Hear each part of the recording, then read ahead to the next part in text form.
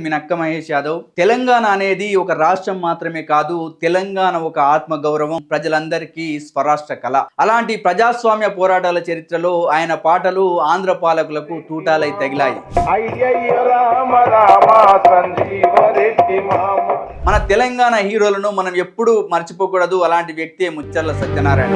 తల్లి తెలంగాణ మతను వెళ్ళామా గానమా గానమా మా ప్రాణమ తెలంగాణ వచన గానమా. తల్లి తెలంగాణ మతను వెళ్ళామా గానమా తెలంగాణ పాట పాడదాం తెలంగాణ పాట పాడుదాం ప్రజల కొరకు గట్టి ఆటలాడుదాం.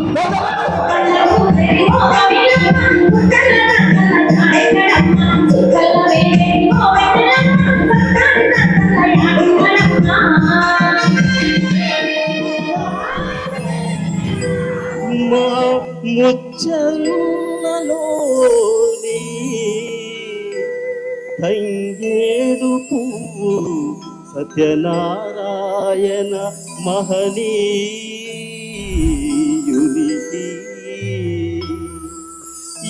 మరి గోసపడుతూ ప్రజలు వలసెళ్ళిపోతూ ఉంటే ఆరేసుకున్న చీర పారేసుకున్న మనసు, ఆరేసుకున్న చీర పారేసుకున్న మనసు అని పాట వాడినోనికి పట్టాభిషేకమేంది.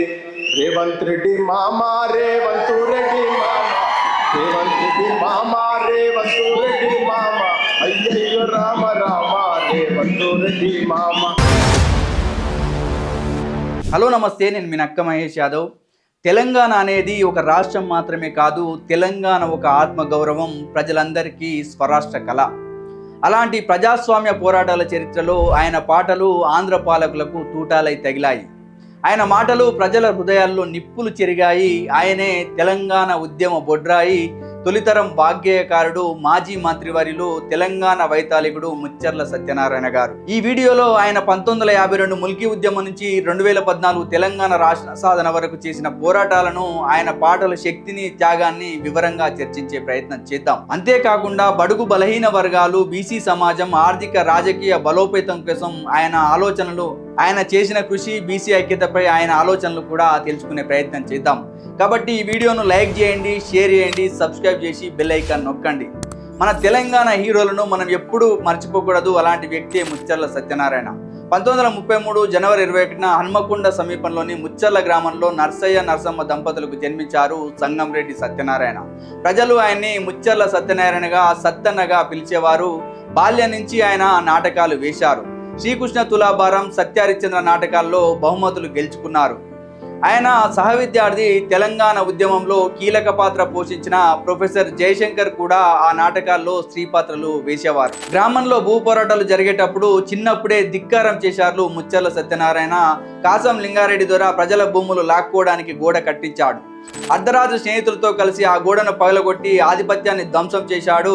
హరిజన, గిరిజన, ఎరుకల కులాల ప్రజలతో ఆత్మీయ స్నేహం కలిగి ఉండేవాడు ముచ్చర్ల సత్యనారాయణ. బడుగు బలహీన వర్గాల కోసం జీవితాంతం పోరాటం చేశాడు. 1959లో పంచాయతీరాజ్ వచ్చినప్పుడు ముచ్చర్ల సర్పంచ్గా 3 సార్లు ఎన్నిక కావడం జరిగింది. 2 సార్లు సమితి అధ్యక్షుడిగా, హన్మకొండ పంచాయతీ ప్రెసిడెంట్గా సేవ చేయడం జరిగింది. తన ఊరి పేరు ముచ్చర్లను ఇంటి పేరుగా మార్చుకొని ప్రజల హృదయాల్లో నిలిచిపోయారు ముచ్చర్ల సత్యనారాయణ. 1952 ముల్కీ ఉద్యమం తెలంగాణ స్వరాష్ట్ర కళకు మొదటి మెట్టు. 1952లో ఇడ్లీ సాంబార్ గోబ్యాక్, నాన్ ముల్కీ గోబ్యాక్ అనే నినాదాలు మోగాయి. వరంగల్లో ఆంధ్ర అధికారులు, టీచర్లు, స్థానిక ఉద్యోగులు విద్యను ఆక్రమించారు. సత్యనారాయణ గారు విద్యార్థి యాక్షన్ కమిటీని ఏర్పాటు చేసి ముందుండి పోరాటం చేయడం జరిగింది. పోలీసు చర్యలను ఎదుర్కొని ప్రజలను సమీకరించడం జరిగింది. ఆయన పాటలు, బుర్రకథలు ఈ ఉద్యమానికి జీవం పోశాయి. ప్రజలు ఆంధ్ర పాలకులు తెలంగాణను లూటీ చేస్తున్నారని గుర్తించారు. 1969 తెలంగాణ ఉద్యమం వైతాళికుడిగా ఆయన గుర్తింపు. 1969లో తెలంగాణ ఉద్యమం ఉరవళ్ళు కొట్టింది. సత్యనారాయణ గారు తన మాటలు, పాటలతో జీవం పోశారు. పాటల ప్రస్థానాన్ని కనుక చూస్తే, సంజీవారెడ్డి మామ అయ్యయ్యో రామ రామ సంజీవరెడ్డి మామ అయ్యయ్యో రామ రామ సంజీవరెడ్డి మామ సంజీవరెడ్డి మామ సంజీవారెడ్డి మామ అయ్యయ్యో రామ రామ సంజీవరెడ్డి మామ అంటూ గొంతెత్తడం జరిగింది. ఈ పాట 1969 ఉద్యమంలో ఉవ్వెత్తున ఎగిసింది. ప్రజలు ఎక్కడికి వెళ్ళినా కూడా ఈ పాట పాడండి అని చెప్పేసి ప్రజలు అడిగేవారు. అంత ప్రేమించారు ప్రజలు సంజీవరెడ్డి పాటని. రాబోయి రాబోయి మర్రి చెన్నారెడ్డి, ఇకనైనా రావేమి వెర్రి చెన్నారెడ్డి అంటూ చెన్నారెడ్డిని తెలంగాణ ఉద్యమంలోకి రావాలని పాటతో ప్రశ్నించడం జరిగింది. తెలంగాణ సోదరా తేల్చుకో నీ బ్రతుకు, మోసపోతివా నీవు గోసపడుతావు, ఆంధ్రులతో కలిసి నీ వడగంటి పోతావో, ప్రత్యేకమై ఉండి బ్రతుకు సాగిస్తావు. ఈ పాట ప్రజల్లో ఆర్థిక అన్యాయాన్ని గుర్తు చేసి స్వరాష్ట్ర భావనను బలపరిచింది. అంటే ఒక తిప్పలా, అనుకుంటే ఒక తిప్పలా, అంటేనేమో కంట్ల పడతా, అనుకుంటే ఏట్ల పడతా అనే అన్యాయాన్ని ఎదిరించడం జరిగింది ముచ్చర్ల సత్యనారాయణ. నా పెంట మీద కోటి పెట్టని వంటకు ఇంపాయే, నేనంటే అంటవాయే ముట్టవాయే అని అంటరానితనం మీద రాశాడు ముచ్చర్ల సత్యనారాయణ. జాజిరి జాజిరి జాజిరి జాజు ఎన్నడు కాలుతుందో ఆంధ్రోల కాడు, వద్దు వద్దంటే వచ్చిరి నాడు, వచ్చిన వారు తెచ్చిరి కీడు, భాష ఒకటి బ్రతుకు ఒకటి, కట్టు ఒకటి బొట్టు ఒకటి అంటూ తెలంగాణ ఐక్యతను ధిక్కారాన్ని నొక్కి చెప్పి జానపద శైలిలో పాటలు ఎన్నో రాశాడు ముచ్చర్ల సత్యనారాయణ. పట్టణాల్లో చూడు మెట్ట భూముల చూడు, ఆఫీసులో చూడు ఆఫీసర్ను చూడు, ఆంధ్రమయమే అంత అంధకారమే అంత, తెలంగాణ సోదరా తేల్చుకో నీ బ్రతుకు అంటూ పాటలన్నీ సరళమైన భాషలో ప్రజల మాటల్లో ఉండేవి. భయం లేకుండా పాలకులను నేరుగా ఎదుర్కొనేవి. ఈ పాటలు తెలంగాణ ఉద్యమానికి బీజం వేశాయి. 1983లో ఎన్టీ రామారావు టీడీపీ స్థాపించినప్పుడు ఈ తెలుగుదేశం శ్రామికుడి చెమటలో నుంచి, కార్మికుడి కలిగిన కండరాల్లో నుంచి, రైతు కూలీల రక్తంలో నుంచి, రైతు కూలీల రక్తంలో నుంచి, నిరుపేదల కన్నీటిలో నుంచి, కష్టజీవుల కంటి మంటల్లో నుంచి, అన్నాస్తుల అక్కందరలో నుంచి పుట్టింది ఈ తెలుగుదేశం. హన్మకొండ నుంచి పోటీ చేసి సీనియర్ కాంగ్రెస్ నేత తిరువరంగం హయగ్రీవాచారిపై భారీ ఓట్ల మెజారిటీతో గెలిచి రాష్ట్ర రవాణా శాఖ మంత్రి అయ్యారు. కానీ అగ్రకుల స్వభావంతో పరిపాలన సాగిస్తున్న ఎన్టీ రామారావు విధానాలు నచ్చక రాజకీయాల నుంచి కొంత దూరం కావడం జరిగింది. 1986లో కాంచీరాం గారు బహుజన్ సమాజ్ పార్టీ పెట్టి దేశమంతా తిరుగుతున్న సమయంలో ముచ్చర్ల సత్యనారాయణ గారు వారి ఆలోచనలు ఆయన భావాలకు దగ్గరగా ఉండటంతో హైదరాబాద్ హన్మకొండలో మీటింగ్లు ఏర్పాటు చేశారు. సమాజంలో 90% ఉన్న వర్గాలకే రాజ్యాధికారం రావాలి, వాళ్ళ జీవితాల్లో మార్పు రావాలని పిలుపునివ్వడం జరిగింది.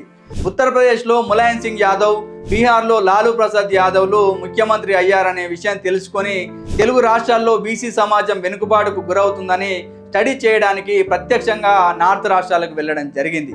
ముచ్చర్ల సత్యనారాయణ గారు మంత్రిగా ఉన్నప్పుడు బీసీ మహాసభ తిరుపతిలో జరిగింది. ఆ సభలకు కొండా లక్ష్మణ్ బాబూజీ, గౌతు లచ్చన్న, బాలాగౌడ్, దత్తాత్రేయ వంటి నాయకులు వచ్చారు. ఇతర రాష్ట్రాల నుంచి కూడా ప్రతినిధులు రావడం జరిగింది. ఆ సభలో ఆయన మాట్లాడుతూ దేశ జనాభాలో సగానికి పైబడి ఉన్నటువంటి బ్యాక్వర్డ్ క్లాసెస్ అనే ఉత్పత్తి కులాలు ఉన్నాయి, కానీ రాజకీయ అధికారంలో మన వాటా ఎంత, సమస్త సంపదలను సృష్టించేది మనమే కానీ పెత్తనం చేసేది అగ్రకులాల ఆధిపత్యం అని ప్రశ్నించడం జరిగింది. మాకు న్యాయమైన ప్రాతినిధ్యం లేకుండా బీసీ కులాలకు న్యాయం జరగదు, అగ్రకులాల కుట్రలను ఛేదించి బీసీ కులాలు ఐక్యం కావడం ద్వారానే న్యాయం జరుగుతుందని అతను మాట్లాడడం జరిగింది. ఆ మాటలు అందరినీ ఆకట్టుకున్నాయి. మరుసటి రోజు అన్ని పత్రికల్లో కూడా ప్రముఖంగా వచ్చాయి. యాదవులను కూడా ఆర్థికంగా బలోపేతం చేయాలనే ఉద్దేశంతో హైదరాబాద్లోని పొట్టేల్ పరమేశ్ యాదవ్ మరియు కొంతమందితో కలిసి milk food and allied products private లిమిటెడ్ను స్థాపించడం జరిగింది. యాదవులకు ఒక పత్రిక ఉండాలి అని చెప్పేసి గోకుల్ పత్రికను నడిపించడం జరిగింది. యాదవులందరినీ ఆర్థికంగా బలోపేతం చేయడం కోసం గోకుల్ బ్యాంకును స్థాపించడం జరిగింది. విద్యా వ్యవస్థలో కూడా మనం ఉండాలని వరంగల్లో న్యాయ కళాశాలను ఏర్పాటు చేయడం జరిగింది ముచ్చర్ల సత్యనారాయణ. కులం కులం కులమురా, కులమే నీ బలమురా, రాజకీయ పార్టీలు అగ్రకులాలంటరా, సంఖ్యలేని అగ్రకులపు రంకులాటలు పార్టీరా, మీదికేమో పార్టీరా, వారికేమో కులమురా, మనకేమో పార్టీరా, క్రమశిక్షణ పేరు మీద పార్టీ అనే పంజరంలో మనల్ని బందీ చేసి అగ్రకులాలు ఆడేటి ఆటరా అంటూ అగ్రకులాలు చేసే నీచ రాజకీయాలను ప్రశ్నించడం జరిగింది ముచ్చర్ల సత్యనారాయణ. ఆయన పాటలు తెలంగాణ ఉద్యమ చరిత్రలో బంగారు అక్షరాలతో రాయబడినవి. ఆయన తొలితరం వాగ్గేయకారుడు, ప్రజాకవి. ఆయన పాటలు సాధారణ ప్రజల నాలుకల మీద నడిచి ఆంధ్ర పాలకుల దోపిడీని, మోసాన్ని ఎండగట్టి తెలంగాణ ఆత్మగౌరవాన్ని రగిల్చేవి. 2016 అక్టోబర్ 10న ఆయన మనల్ని వీడడం జరిగింది. కానీ ఆయన పాటలు, పోరాటాలు, బీసీ సమాజం కోసం చేసిన ఆలోచనలు ఇప్పటికీ తెలంగాణ గుండెల్లో మోగుతున్నాయి. ధిక్కార కిరీటం అనే ఆయన జీవిత చరిత్ర ఆయన త్యాగాన్ని గుర్తు చేస్తుంది. సత్యనారాయణ గారు మనకు నేర్పే పాఠం ఒకటే: పోరాటం ఆగకూడదు. స్వరాష్ట్రం కోసం మాత్రమే కాదు, ప్రజాసేవలో ముందుండాలి, బీసీల ఐక్యత కోసం పాటు పడాలి, బడుగు బలహీన వర్గాల బలోపేతం కోసం పోరాటం చేయాలి అని ఆయన మనకు తెలపడం జరిగింది. ఇలాంటి మన తెలంగాణ హీరోలను మనం జీవితాంతం గుర్తుంచుకోవాలి, వారి బాటలో అడుగులు వేయాలి. వారి అడుగుజాడల్లోనే వారి కుమారుడు సమాజ శ్రేయస్సు కోసం సమాజంలో జరుగుతున్న అన్యాయాలపై నిత్యం ప్రశ్నిస్తూ పేద ప్రజల పక్షాన నిలబడి గొంతెత్తున్న స్వరం పృథ్వీరాజ్ యాదవ్ గారు. ఆయన కూడా తెలంగాణకు ఆదర్శంగా నిలవాలని, తెలంగాణ ప్రజల శ్రేయస్సు కోసం పాటుపడాలని కోరుకుందాం. ఇలాంటి వీడియోలు కావాలంటే లైక్ చేసి సపోర్ట్ చేయండి. మరిన్ని వీడియోలతో మీ ముందుకు వచ్చే ప్రయత్నం చేస్తాను, కాబట్టి చూస్తూనే ఉండండి యాదవ్ విజన్ ఛానల్. మా యొక్క ఛానల్ని లైక్ చేయండి, షేర్ చేయండి, సబ్స్క్రైబ్ చేయండి. Thank you.